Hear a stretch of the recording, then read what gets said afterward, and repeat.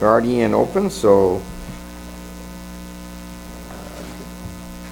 regular council meetings, have you got that? I do. Fine looking group over there. Councillor Elliott was distracting me. Oh, he does that. He's very distracting. It was good things for the mayor.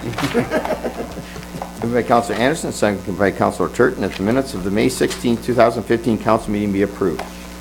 Questions? Concerns? Mayor Bridge, there's a couple of naming issues in there that we will correct. All right. We all right with that? All in favor? Carried. Back. Okay. Additional items as disclosed, other business? What we got? Judy? Ron has one. Just Ron. All right.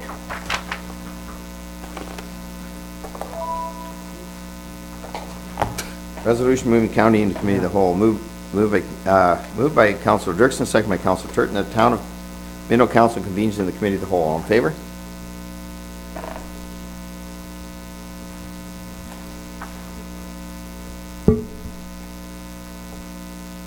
Public meeting, none. Delegations. Maybe I can have Chief Harrell come up, and I know he loves this kind of stuff, but maybe Councilor Deputy Mayor Faulkner come down with me because he's the chair of your. That's right, Ron. You bet. Perfect.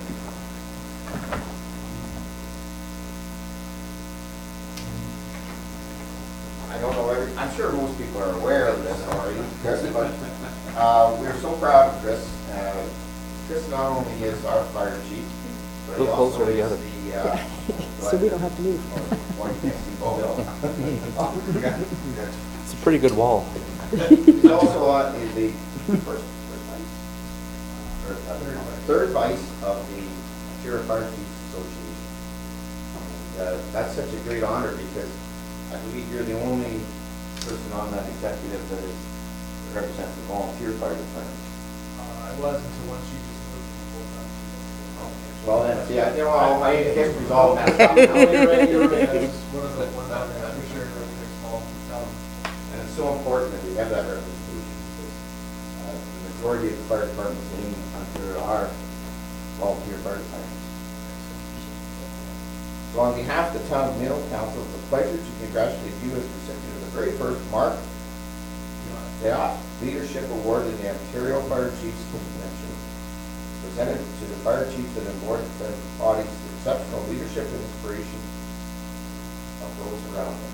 So I think that's an amazing award for the first time.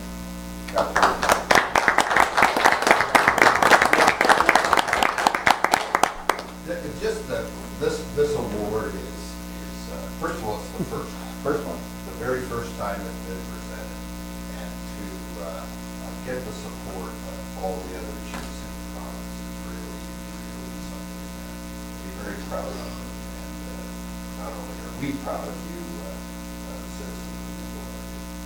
Thank you. You guys can get your pictures.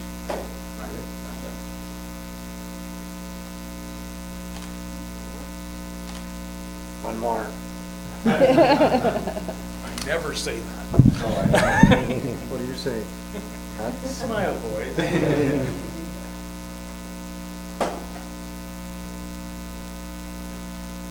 again.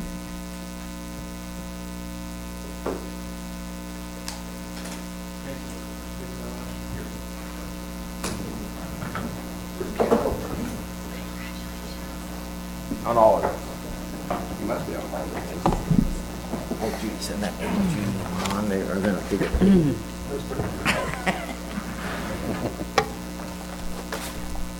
And now we have Jacqueline Villamere?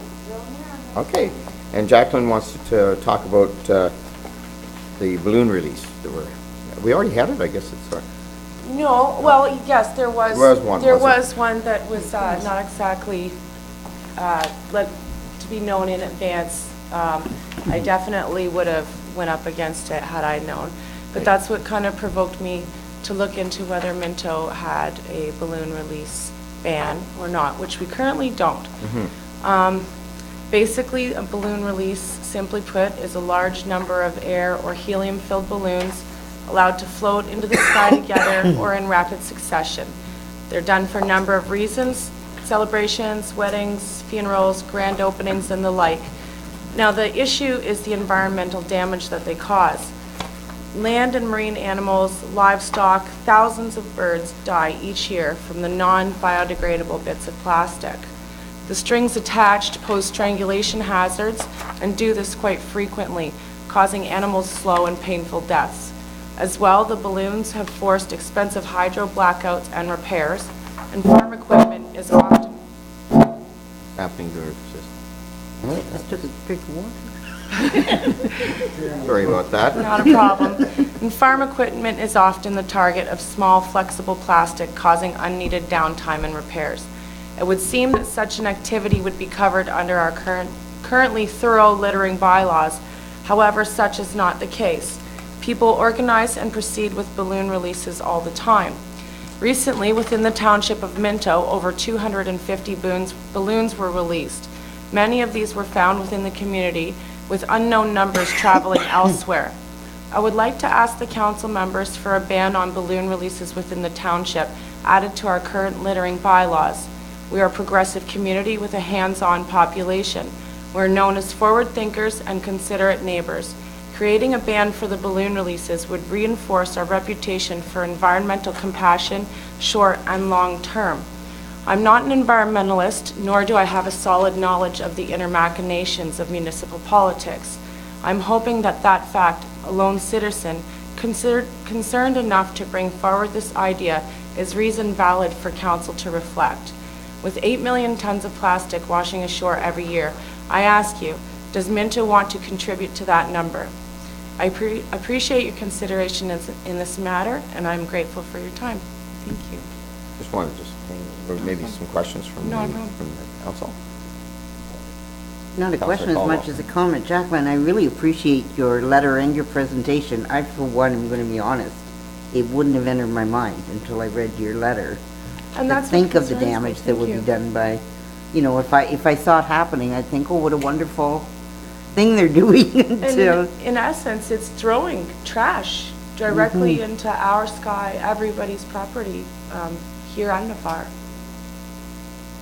Yeah, I agree, Jacqueline. Appreciate you coming out and having it together and presenting it up and down the beach. Like, we have a cottage up at Lake Huron, and up and down the beach at the first of the year, there's lots of balloons, and then it just seems that they continue to come all year, so. And it's nonstop. Yep.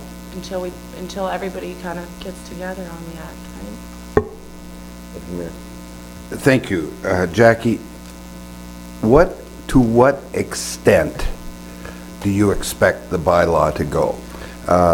I know, for instance, the people like the weather people, people like the space research people.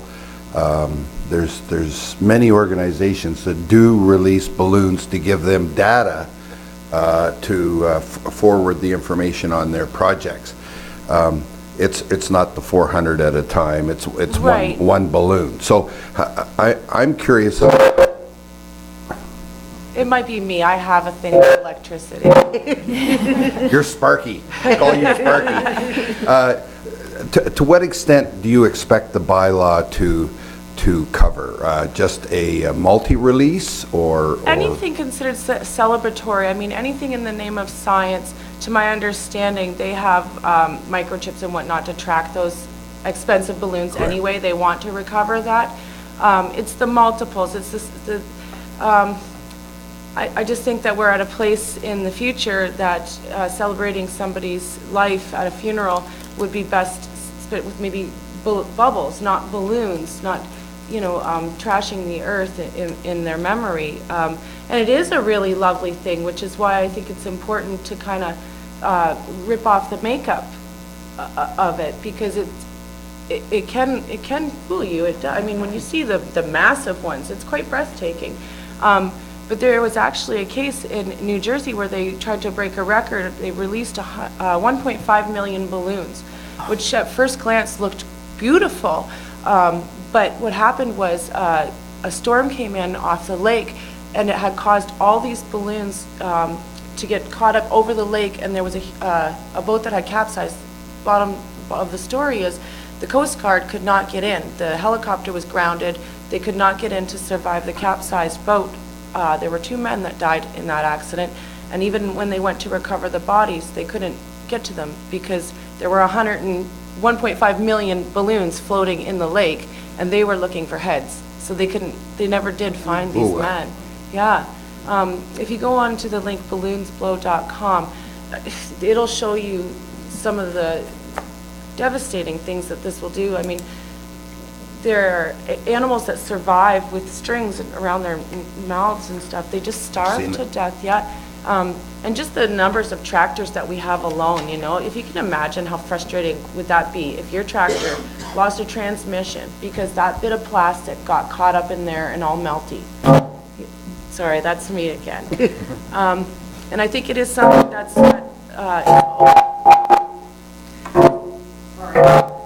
A pacemaker or what?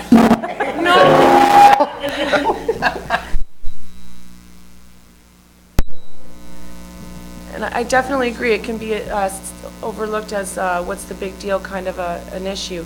But if you take a minute to just think about where does that go, there's no good answer for that. Nope. I think there's been lots of good points made. And Still, that's you, Ron, you're doing it. Maybe that, if I could, We could maybe have. bring a staff- response.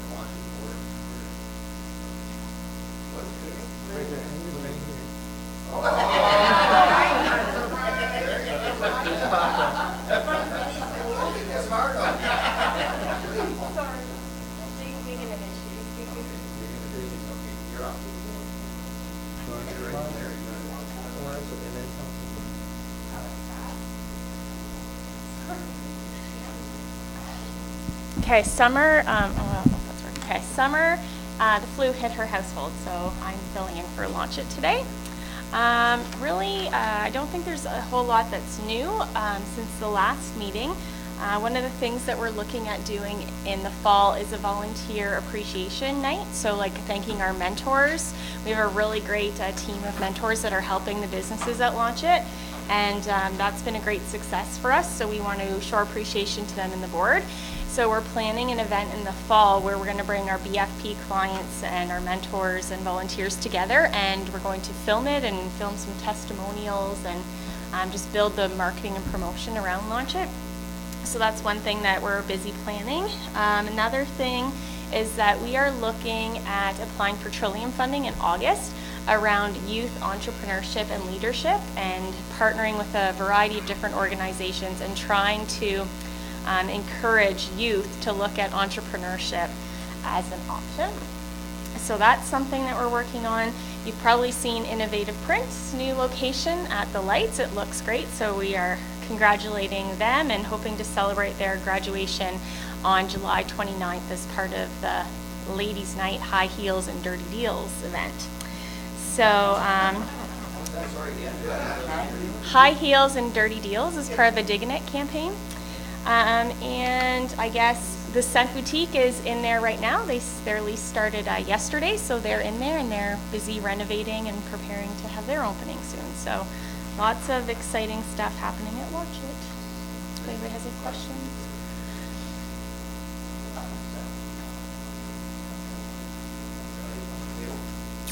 Okay, and then Cultural Roundtable. Thank you to those that came out to celebrate our CD release party on Thursday night. We had a great turnout. We had all the performers there and their families and friends. We sold about 40 CDs. If you would like to get one, we have them available for sale for $10 here at the town office, at Launch It office. We'll have them at the Concerts in the Park series as well, so grab a copy. Also, we're busy planning for Culture Days, which is September 25th, 26th, and 27th. So we're looking at doing like a Savor bus tour on the Saturday, so visiting some of our Savor the Flavor participants and trying the food as we go along. Looking at a local food speaker and artifacts on the Friday night. And then Councillor Anderson has nicely offered us to come there on Sunday. Gordon is coordinating a lunar eclipse viewing and apple cider and stuff bonfire at the Anderson's farm. And last, Gordon does. Yeah. And then just wanted to remind everybody of the farmers markets opening for our 5th season in Hairston and 5th season in Palmerston this weekend. So we have free face painting, cookies, live music, and of course all of our local food vendors. So please come out and support the markets this season. And I think I'll leave it at that if there's any questions. Excellent, that's easy.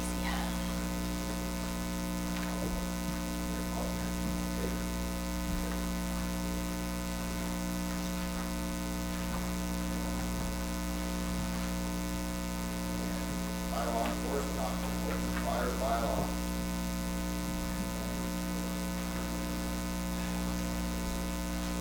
Mayor Bridge, member of council. The last burn bylaw was updated in 2010. It was changed back up to 2010. The changes I'm proposing are not really major, but a better definition of what can and cannot be burnt in your open fires, as well as small fires, your open burns, I should say, and changing the time frame in which burning is allowed. A lot of times calls come in because they see flames and figure it's a house or a barn on fire because it's in the dark. So basically burning during daylight hours, not allowing someone under the age of 18 to start or maintain a fire, and a restriction on the use of barbecues on balconies in multi-unit residences. There is one building in Palmerston that has wooden balconies, and I pushed them to get rid of their barbecues off those balconies, but we have no way to really enforce that without this bylaw. Burn barrels, there's the odd one that likes to use burn barrels in the urban areas, so that would be another thing to put in the bylaw. And the only way to recoup your costs or actually, when you have an illegal burn, all we can do to recoup our costs for the trucks being called out is to bill the landowner for the use of the trucks. But there may be a time where you have to, like Mount Forest just went through that a couple of weeks ago. They had to bring a high hole in, and we have no way of recouping our costs for the high hole rental to do that. So that's been put in there too. And a main thing is a fee or set fines, rather than paging out 25 firefighters at a fire station to deal with a small fire. This way we can go in, one person can go in and issue a smaller fine for something that, you know, maybe burning grass or leaves in your backyard. You don't want to send 25 guys out to literally fire like that out, so you can, in the fee, or in the fine schedule, then you can issue a smaller fine and still get the message across. That's all I got. Yeah, the one that, I'm gonna say brought us up, prior to get into situations, like that. However, I would ask you to, give thought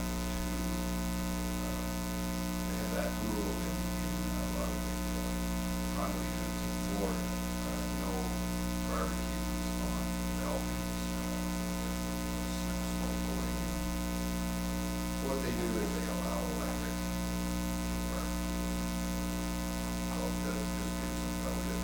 I'm just thinking of all the units there, Yeah, but still with an electric barbecue, especially on a wooden balcony, you have another wooden balcony over top of you. That's not safe. No, that's Possible.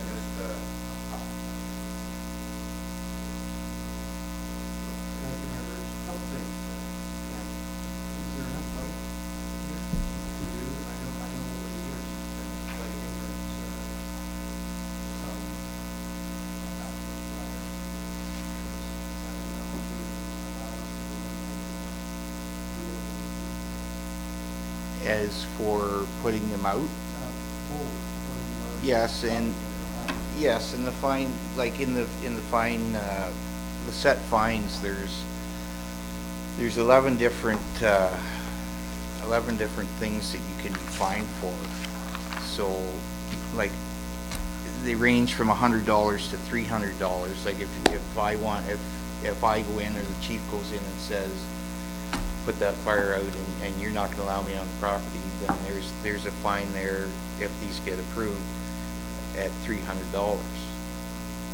That to me is a bit of a hindrance or a deterrent for.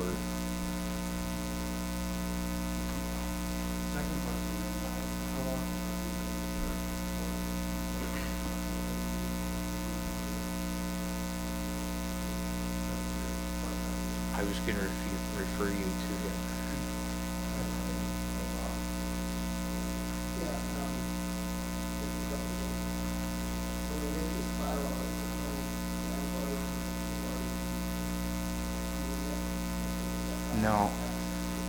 No, a lot of what's in this, the new bylaw is from the old bylaw. It's just adding some things to it. Like in the old bylaw, it did state that basically you had to follow the Environmental Act, but it doesn't spell out, for someone that doesn't know, it doesn't spell out what can't be burnt, and there's things being burned out there, like there's a lot of plastic and garbage that does get burnt and shouldn't be. So it spells it out. It's more clear for people to read and see that, yes, I shouldn't be burning that.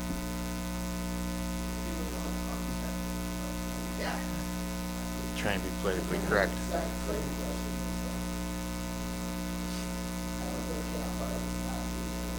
Yeah, and they were in the other one. It's a 2x2x2 fire that you can't fire. That nothing in that has changed. You still have to have a garden hose or a fire extinguisher and be in attendance of the fire at all times until it's extinguished. That's from the old bylaw as well. Nope.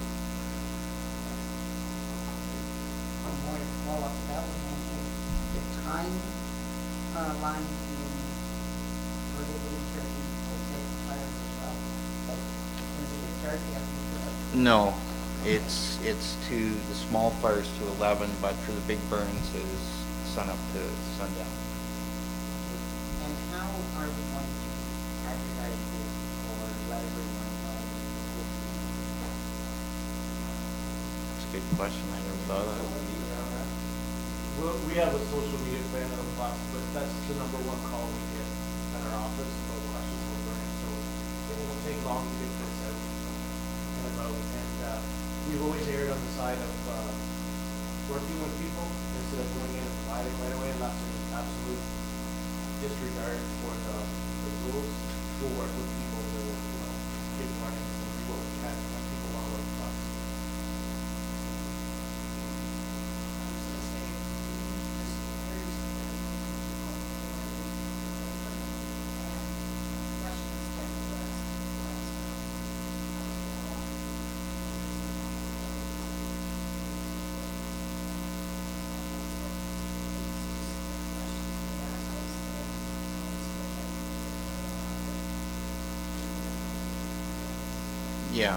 Yeah, and the girls are really good at that. If they say garbage or it's bigger than the allowed size of 10 by 10, then I get a call and then I'll go out and have a look. And if I see plastics and whatnot, I'll make a pull it out. You're not burning it.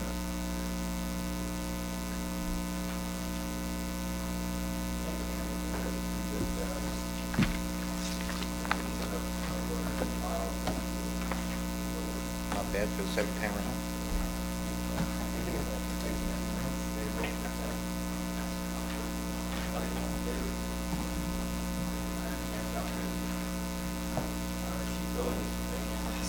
Good.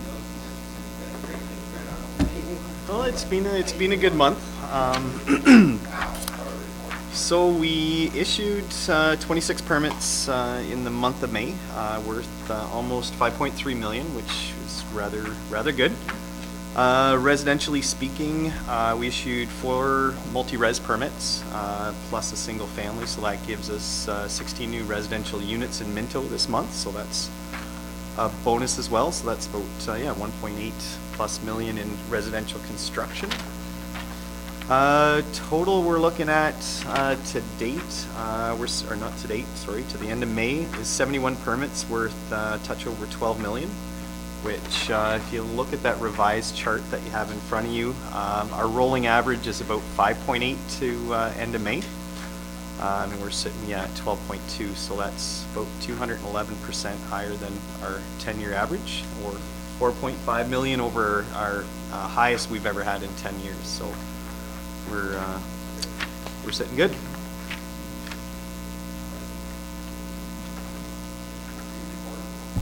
It's good. Yes. Yeah.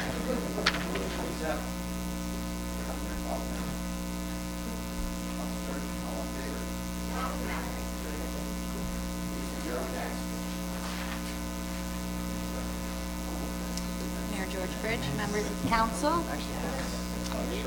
So my report is on our recent starting of implementation on the Stawell Bayfield Maitland Valley Source Protection Plan. It was implemented, we did a report a couple months ago on April 1st. And since then, the workload has been a little bit heavier than we anticipated, and we're hoping that what we propose will help us decrease our workload and streamline things. So right now, the source protection plan requires us to screen every single permit within WAPA, a 5-year time of travel to the well, which if you look at the maps, that's pretty much all of Palmerston and Hairston. So it's been a little bit of a challenge over the last couple weeks for us. So since April 1st, we've had 20 applications up until last week is when I did this report. And the majority of those came in last week, so we were quite busy last week. And the process currently is we have to send those applications out to Kyle Davis, who sits in Center Wellington, and then he has to send them back to us. So what we're proposing is those deck permits and single-family dwellings and porch coverings that wouldn't pose any threats to drinking water, that we can handle those notices in-house by appointing Terry and myself as risk management officials. And then anything that there was any question or any home occupancies or commercial or industrial or institutional permits would still go to Kyle for review. It would also help that it would allow Kyle to take vacation because there's currently no one else who's appointed. So that's basically it. That sums it up.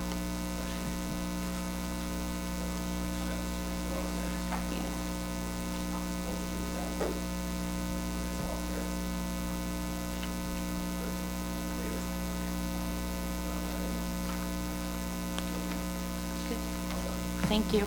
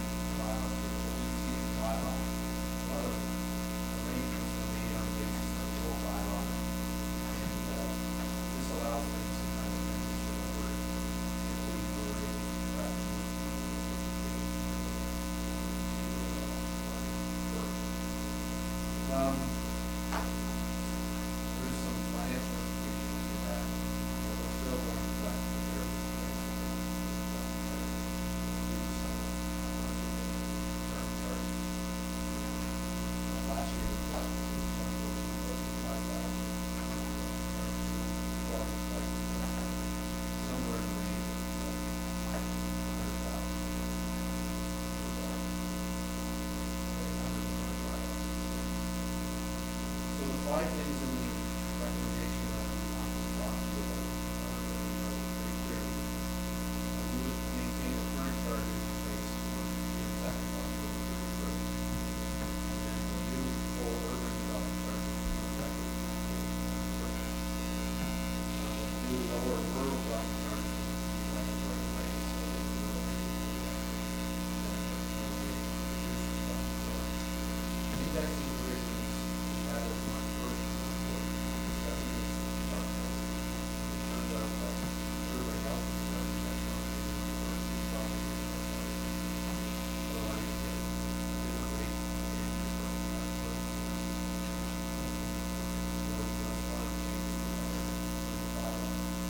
Bylaw effectively was essentially concluded on March 1st, 2020.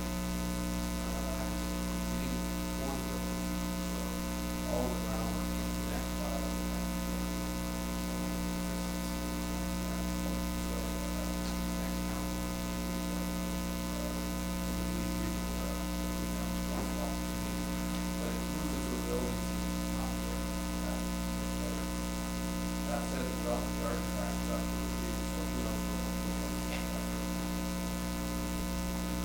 Would that, COA, would that mean that number 5 would go June 2nd to January 1st as well? Because if you move indexing provisions, you don't know if that's necessary as well. So on January 1st, what will happen is the development charge is up to the early. It will go up for January, February, March. Okay, then the bylaw would have to be redone on March 9th. Okay. Just in terms of the bylaw and your tax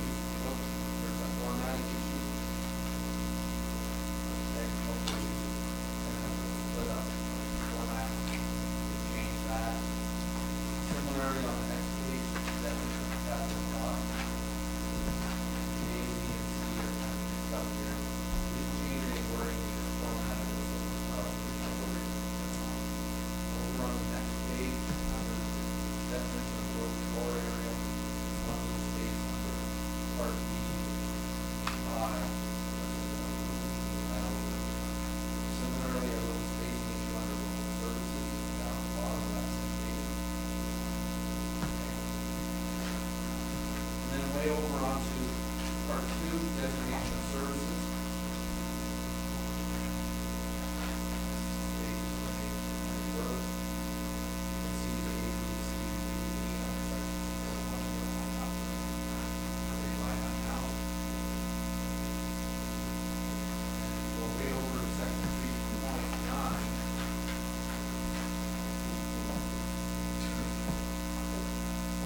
More realignment as she thought of that. But if you look at number letter G, 3.9G, development in downtown C1 zone area where outlining and improvement. I am suggesting based on the current plan for the word or development in downtown C1 zone area or where outlining.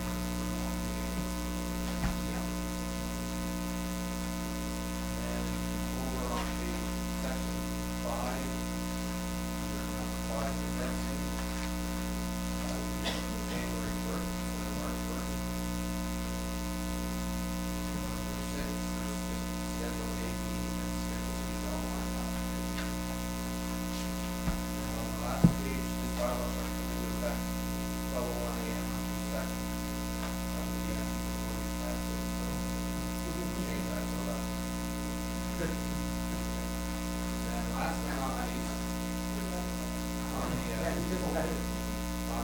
schedule B, I have inserted, don't have it in the first chapter, it's on the other. There's a new schedule B, and it basically just shows current charges applying until October 31st. Subdivision urban area. New charges not applying until October 1st. So that's all the updates. Recommending that later on, talk about bylaw.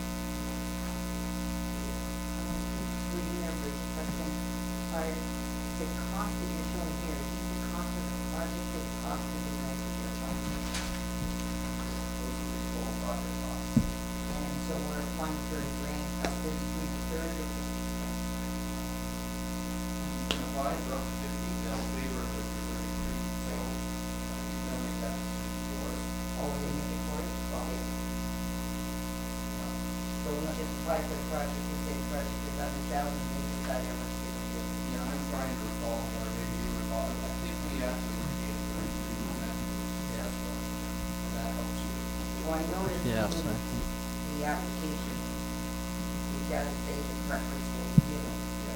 But if you're finding that they consider. So in the case of the trail, that would probably put it forward from third county, program. School, we might throw it in as third, up.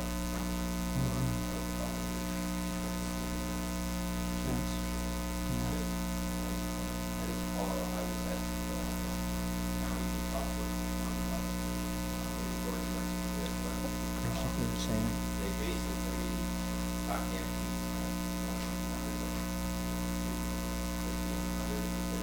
They're gonna try to go similar to what we were, that's what they plan on 160, small amount. They weren't for this month. A lot of people weren't paid for a month. Yeah, 44.4 million for Ontario over 2 years, and everything I've heard, I agree with your worship there. It's the 1/3 and the smaller project, that's definitely the guidance.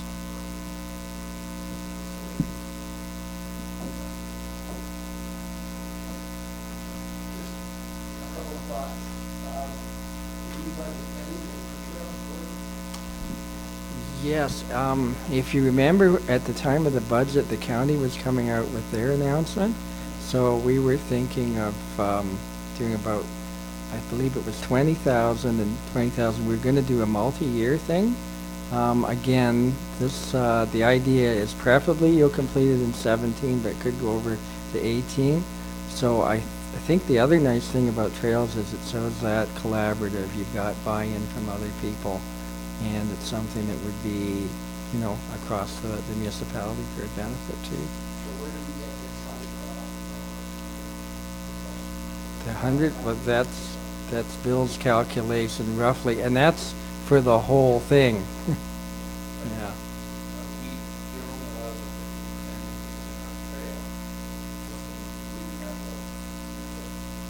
That's right.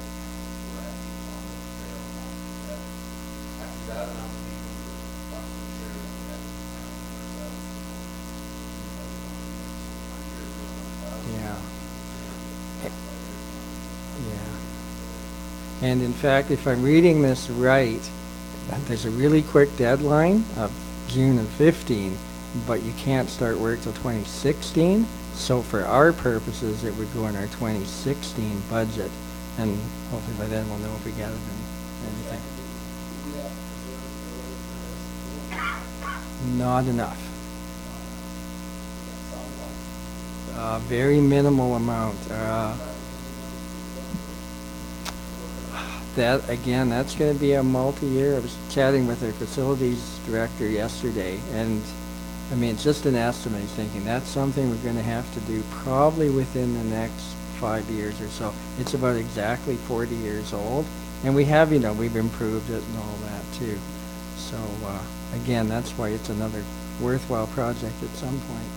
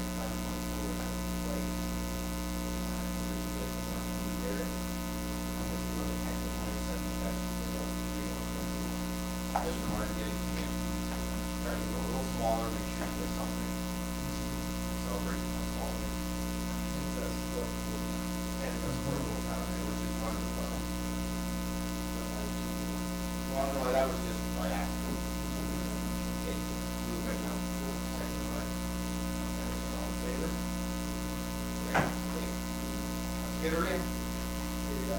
Here you go.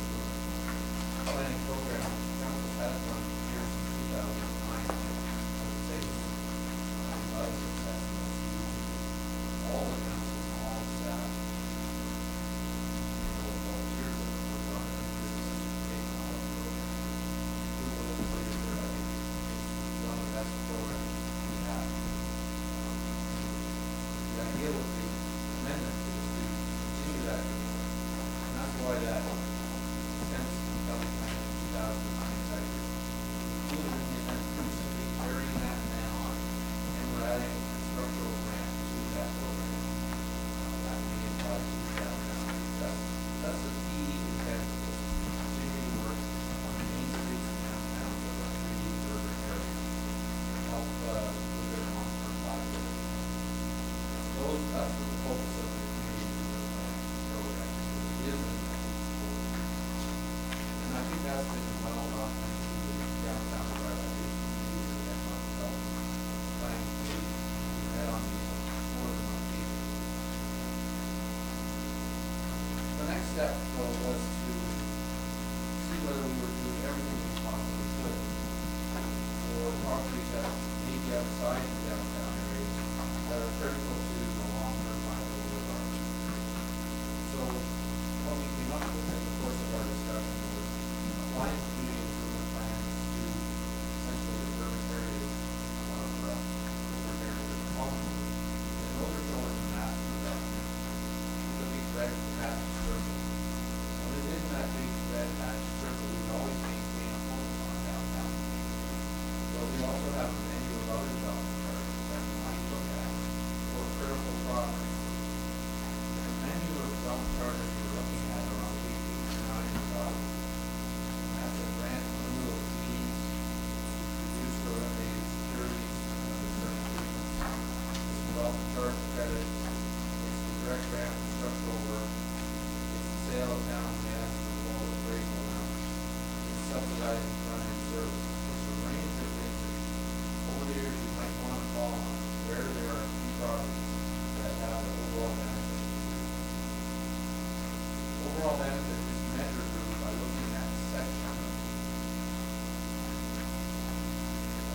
for the at the bottom. And it says in that section where we address more than one, and it says later on in the document, preference given to those projects that are multitude of these requirements. Structural and life safety issues that create more usable and efficient workspace, improving property standards, preserving architectural significance.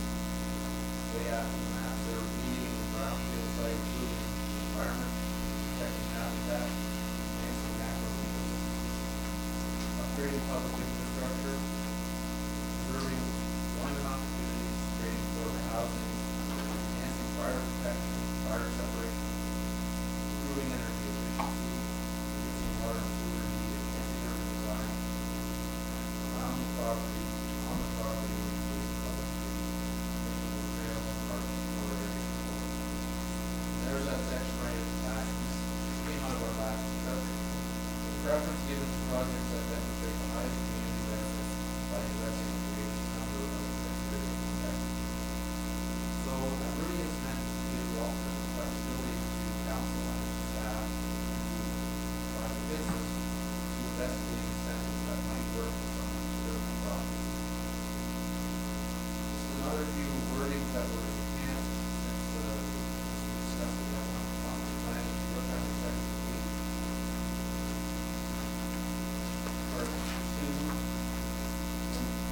section B, part 2, in bold, it says subject to consult consultation outlined in section 8. That is a consultation on those in various cases. Where circumstances exist that require eligible workers or approval demonstrated, the town has the sole discretion may choose to fund their practice, but it's at their own risk. We talk a lot about trying to be responsive to business. Sometimes there's a short turnaround, there's a lot of email. This can allow that to really happen. And then on the last department under section 8, the town will prioritize applications under the program based on the completeness and quality of the application, overall community benefit based on principles in the plan, and approved by the town will assist applicants in scheduling work to coincide with available funds, and may choose to temporarily allocate funding to budgeted amount as sole discretion, keeping in mind proper governance plan and stable budget. What does that mean? That means that if we were ever into a situation where we had 5 or 6 structural grants lined up, they all want to take advantage of it, fairly large amount of money. We can work with them on planning their work, so that starts in 1 year, leads to another, we can work with the budget, we can fund into that program, support that. We have, the council has the ultimate discretion to allocate funding as it seems fit. If we want to, if we're maybe some properties, or maybe things that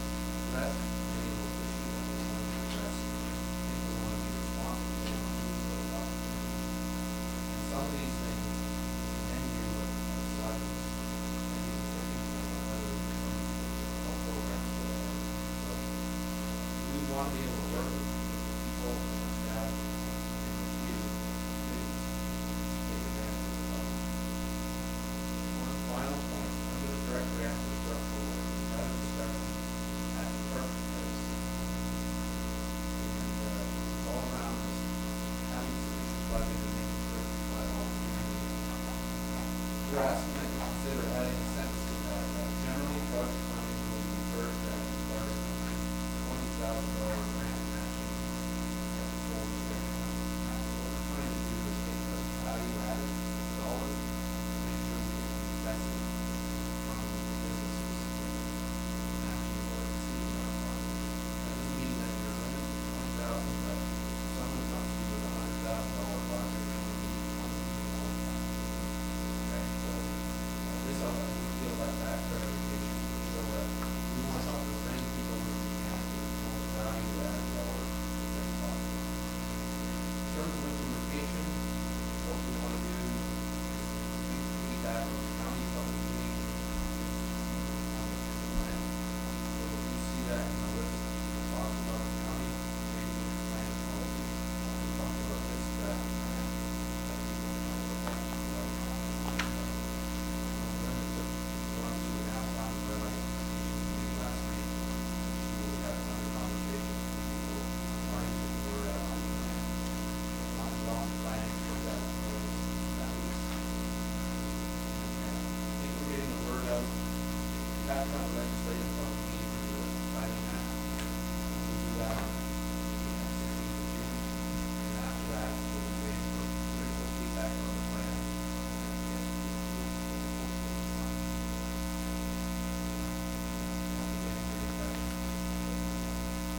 I'm referring to page 21. Issue that's my first day on council, 6 years ago or 5 years ago. There is progress that to deal with issues like the one that's over on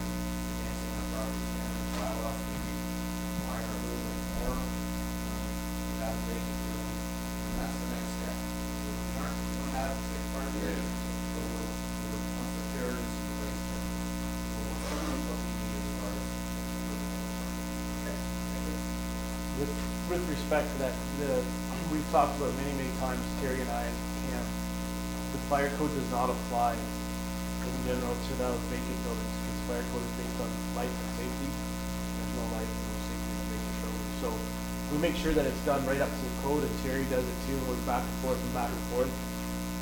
But we both agree through this that the incentive part is that we want to try and work with people again, like we talked about burn bylaw, work with people as much as we can first.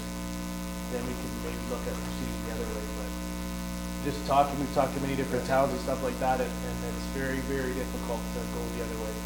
Well, it sure is.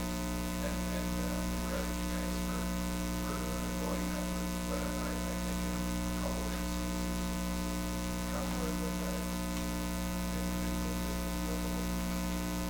and the business. And Kevin said, we have, I don't know if they're lying, so,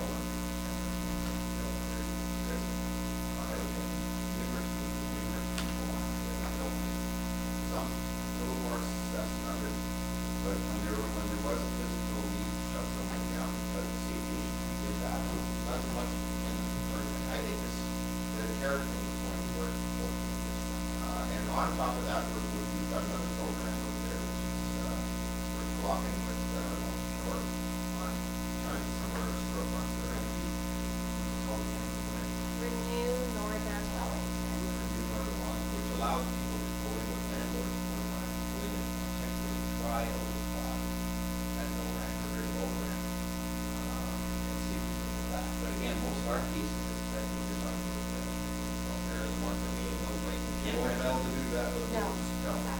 have to come up with something here. I think this is a good first step, and we'll continue finding maybe those other situations. We're coming down hard at times. I think that when you can, what we can do, like, so I'm liking this, and what I really like about the CIP as well is the fact that we're expanding it both out of the downtown area. This would be the first step in what I see down the road county-wide, which will allow us not only with our development, but certainly we will help with the county portion involved as well. There might be some sense there as well, and there's some more tax revenue based on down the road. So, yeah, I think the county's looking at this, and of course, it's going through it right now. We're trying to get many of these communities down so that when not the county goes through all of them, that they get to go one place. What the county can do all, if there's something else, I think, here on the radio, or the news, they haven't had the whole all, no, we don't have to have the first step. Bruce, yeah, Bruce the Bruce. Yeah, that's right, Bruce, yeah, county down. Just want to comment on that. I know, it's frustrating for all. But, all the county grants and, all the folks, efforts, our staff have gone to attract this. Not gonna happen unless we can deal with those.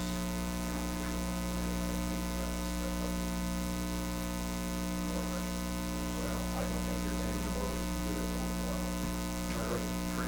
We've done everything we want. So we can go after it again. Yeah, yeah. Property damage by a lot of parties. Talk about things like during the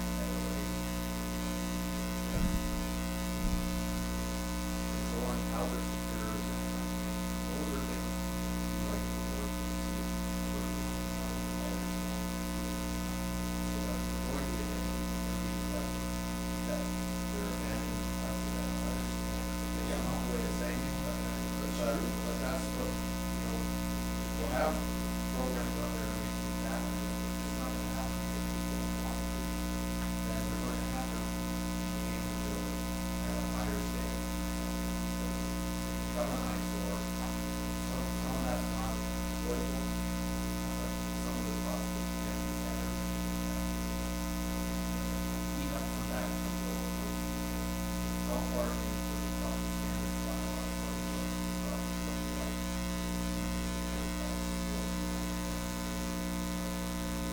It's not totally about actually, we want to get this part of the work. Yeah, it's a lot. Great.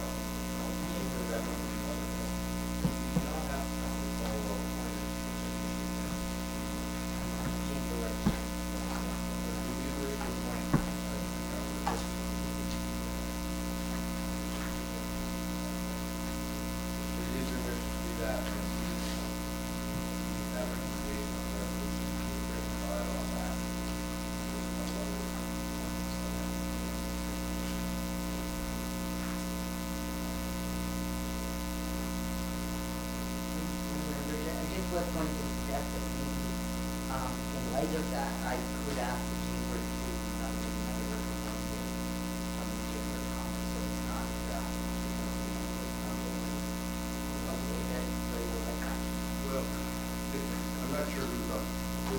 of who also, is on the committee, but not everybody goes every meeting, and as a matter of fact, I don't think I actually go able to it. Mayor Driscoll was at the last meeting. Was he, I wasn't. There you go, Chris. Well, that's good, because. I just don't want, I don't overwhelm, I don't think we should, yeah, that's my problem. and I'm quite, that's fine with me, to ask the chamber to, ask another representative. So that you wouldn't go. Yeah, but I wouldn't want to go. Which is fine. Councilor Burson, I was going to ask you if,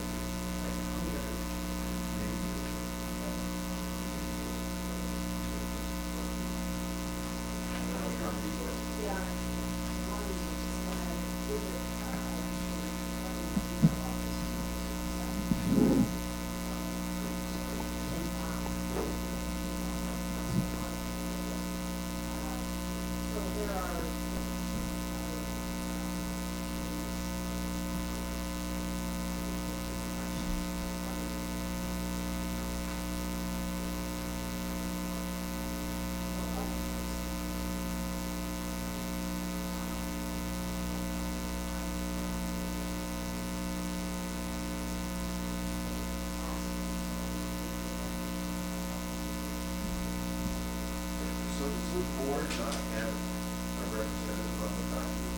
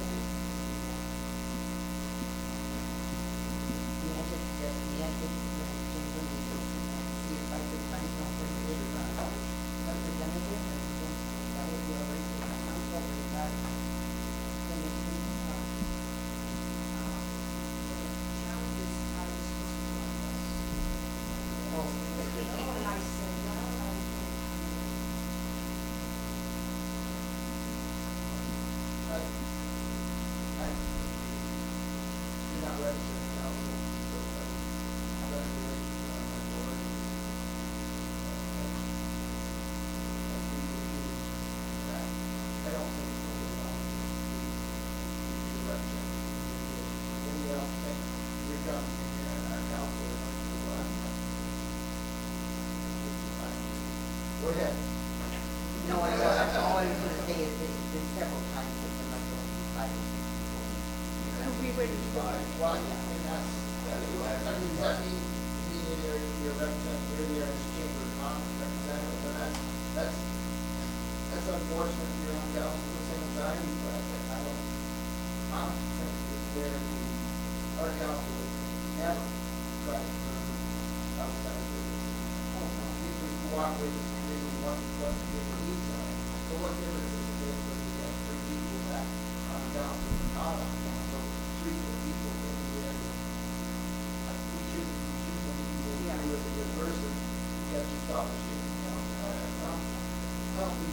Obviously, they don't consider it or they would not have presented it. I think councilors wandered on that, and they know who's there. They're not taking the well, they were perfectly fine, they were volunteering, the way it is. The answer's concerned is that, or, I don't think they actually, so,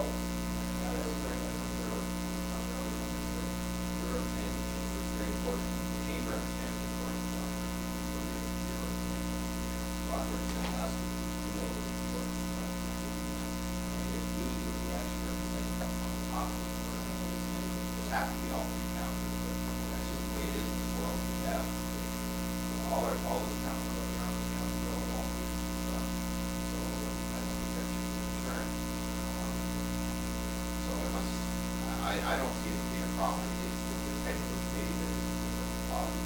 It's really trying to build.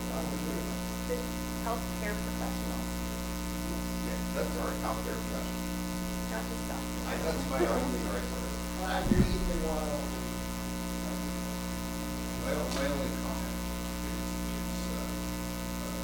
Shirley and Allison do so much work. The committee actually literally rubber stamps and whatnot.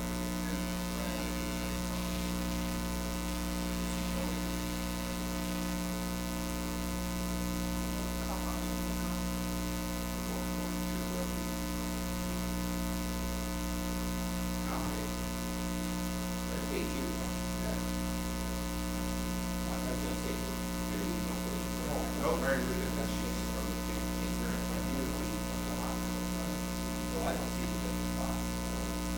oh, I see. So, but we pay the town fee. Right, yeah, that's our cost. I see. That's not, well, I could care less. Actually, that's fine.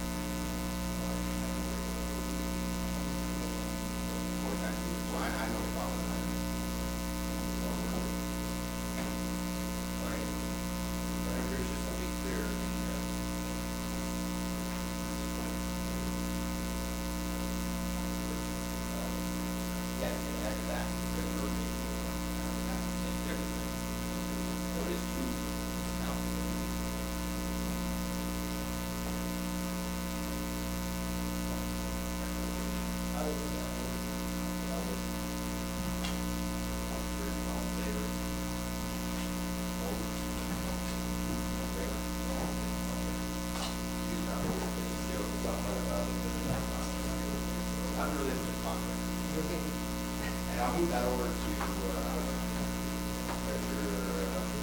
coming up.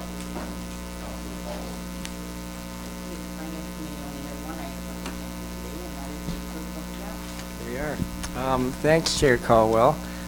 Just a few highlights this time. We put down a deposit on our new system, which we may have in place for our next council meeting. So that was a little over 10. We had a loan debenture of about 68,000, and that covers a lot of the admin costs right there. We've also, the big one, did some service on the fire aerial truck, about 13,500, so hopefully that'll extend its life a bit. We've got some other fire equipment, the fan with the battery pack, and that was about 5,000. And lettering on the new tanker for 1,900. Let's see, tree removal. So this is a firm that's under contract with Westerio, so they're licensed to do tree removal near the hydro wires for about $9,000. We've spread some sludge for about 9,300. Repaired our generators for 3,400. And the last holdbacks on our bulk water meter purchase of about 52,000. So those are some of the highlights for this period.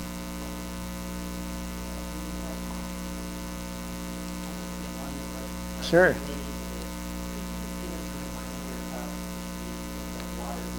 Yes. Okay. So I'm sure we'll have more than blank set of chairs. So 2 weeks. June the 16th at 6:30, we'll have the presentation of the different options of the rate structures, which are still being calculated. And so that'll give people an opportunity to hear what's going to be proposed for the bylaw, bring forward any concerns and that too. And then, so the idea is we'll pass the bylaw at our first meeting in July. The effective date will be June the 1st. So that'll be the first reading, and that's going to be the Palmerston people, and that's June 1st because it'll go for the August bills. So June and July, and it'll be August bills for that one, and then the rest of the town, so it's Clifford, Harrison, and Minto Pines, will be July and August because we have the offset bi-monthly system. So we've sent out many, at least 150, possibly more letters telling people about, I'm going to say, continuous flow, whether it could be leaks or it could be other things. So just getting people to double check and I know personally, I put in a new toilet last night, so there you are. Yeah, so have a look. We understand that people have been running water during certain of the cold periods too, so take that into account too. But if you have reason to believe, or we've told you that you should be checking, please check your plumbing everywhere. And anyway, we're getting closer. It's been a long process, but I believe all the technical things are in play, and we look forward to hearing from everyone in a couple of weeks.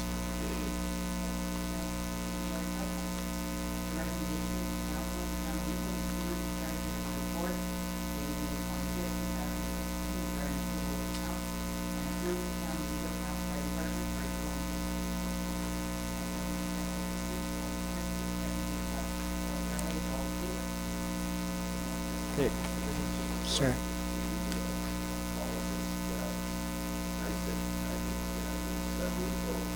Mm-hmm.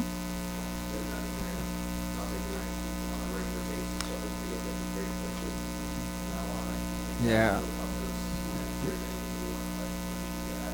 Sure, yeah, we've, yeah, I'll pass that on to her, 'cause we're trying to record the online payments in a little more timely manner, and that'll do it, so. Great. Sure. Okay, sounds good.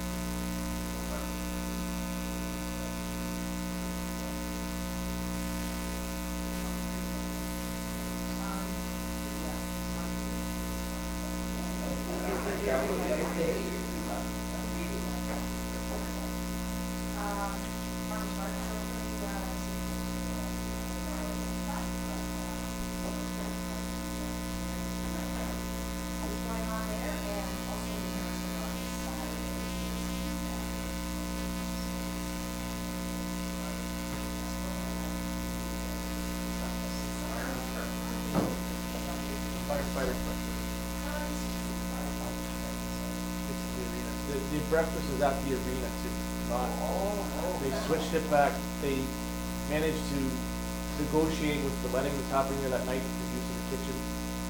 So the breakfast is at the arena, so that we can support the horticulture and back and forth, so.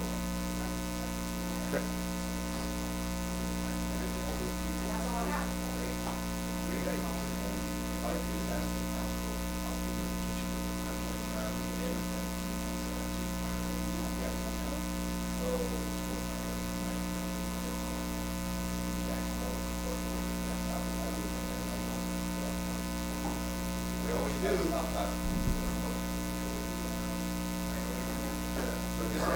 Everybody you can.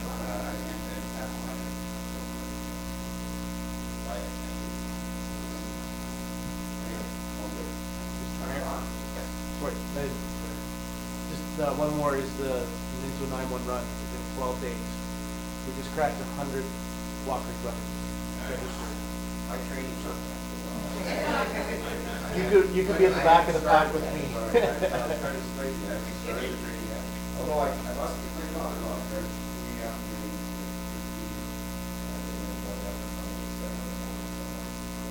She's taken part in the Learn to Run class that was offered by the Minto wing with Hungry Ever. start thinking.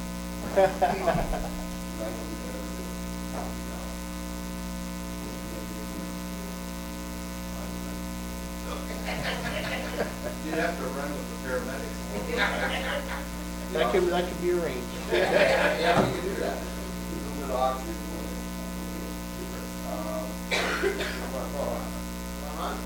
Okay, and you know, finding the black, it's all about, have soldiers and some of these counselors go out and put at their place where they hang up their land. Start promoting it if you could, really appreciate it. Gee, you're gonna do it, right? Still hanging out there, well, sure. If you have to be at a store somewhere, where you can on the board for it, and that if you would, self-explanatory, where it was 5 days, right along the line, was probably best. You know, to take it out, you know, home and several stores. And also along with that is splash pads for free that day, except for the air statement free, that you come along and serve, and then your name's on it. Oh, no. Yeah. Hamburger and hot dogs. That's the June 27th. And the farmer's market is happening that same day, and they're having strawberry shortcake lunch at that time, 5 o'clock to start the rest of the week. And all right after working I thought it was great. That. We need to do like promote this or this really go back to the in a lot of ways. I keep them humble to run the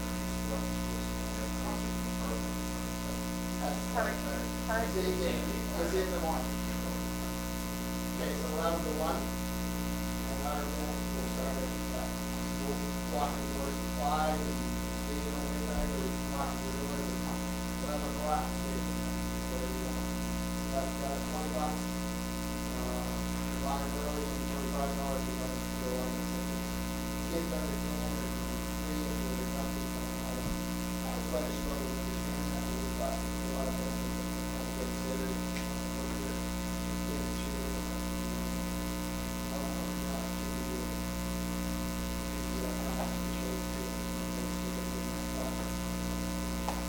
So, a lot of good things happen there. Another good thing, and past camera, we get Shannon, I want to congratulate you. Anyone doesn't know,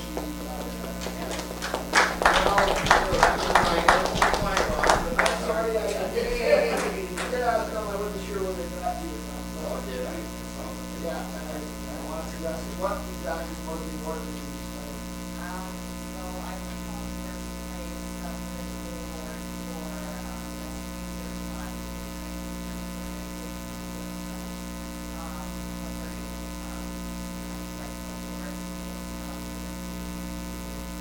And then my girlfriend and I won first award for that little there for our fundraising property. That was really well done. Thank you.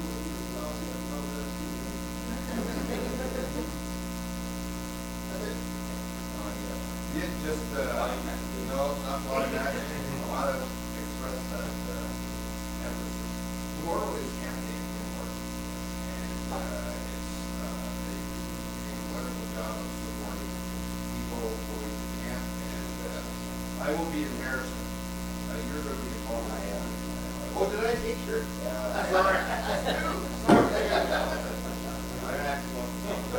What do you, ask me what you're saying first, please. Never mind. Oh, what? Okay, I'm gonna take you away from that.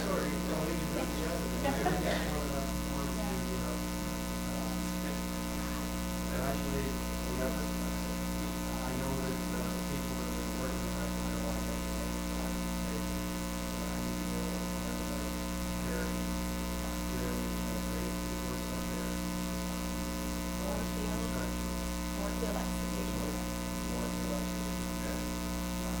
All the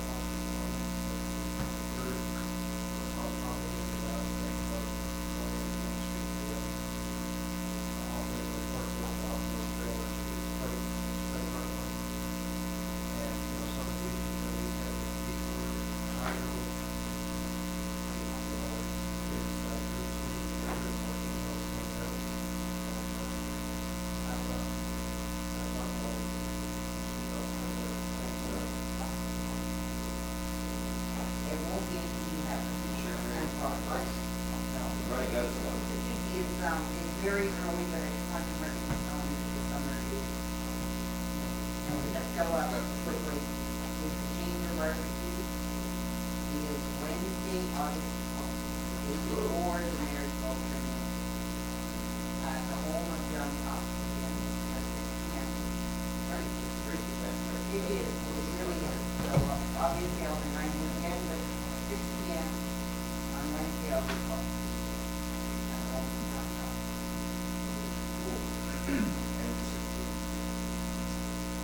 Linda, I don't know if you guys have fun and what you do a little update on the downtown, what we're talking about tomorrow in the council.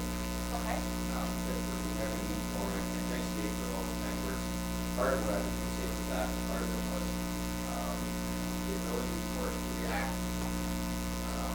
Time to come. Once we got her all. Okay, we got covered. So it's to be able to react on the ground, having all those partners that are willing to listen, time that it's Monday morning, and I'm sure I get really involved and talk to them that they made on Friday. I hope that drive and get people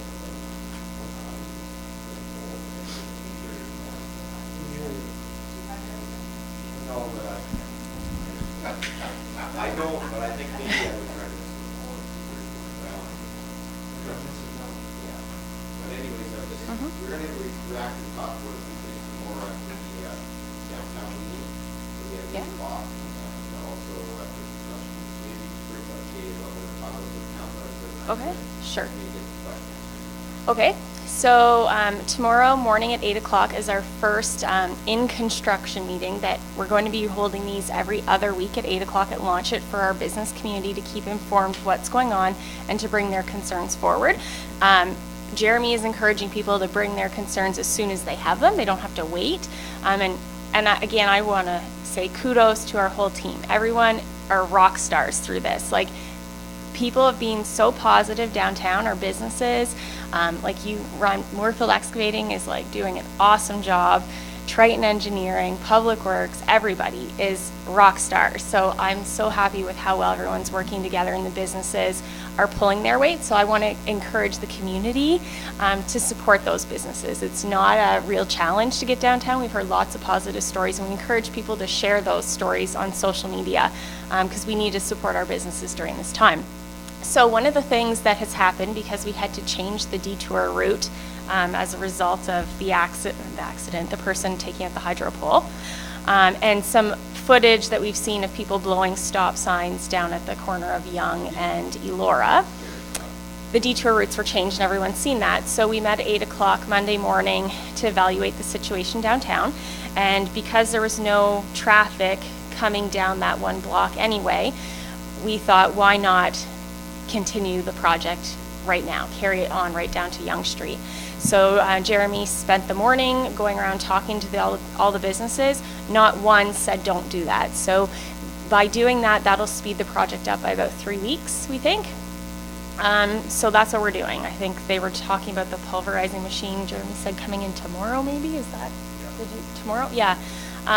So we're digging it all right, and we're gonna get right in at it. And that's what I mean. The businesses are like, awesome, like let's just get it done, right? So, and then I believe I saw emails going around even about getting going on phase 3. So I think we're talking about that tomorrow morning at our construction meeting after the 9 o'clock, after the 8 o'clock. And yeah, no.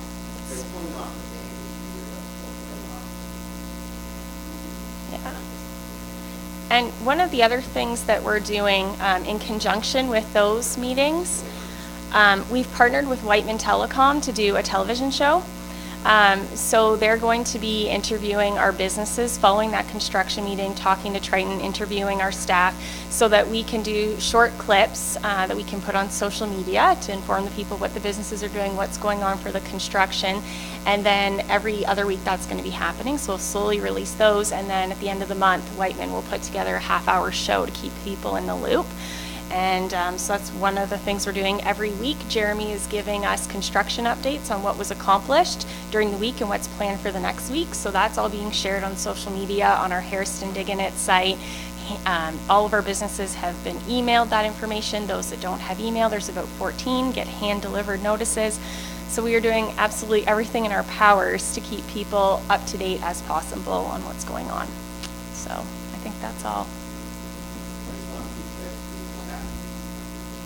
Oh, yes, and we've contacted the real estate. Krista Fisk is working with Max, and we've inquired about using Max as a parking lot to access those businesses in that one block from Mill Street to Yonge Street. So Krista was going to contact her contact, but Max is a big corporation, so it might take a little longer than it does to deal with locals on the ground. So, yes, the old Max building. Right, but we could line it and make it a proper thing. But is that covered everything? Anything else? Yeah, so just kudos to everybody involved.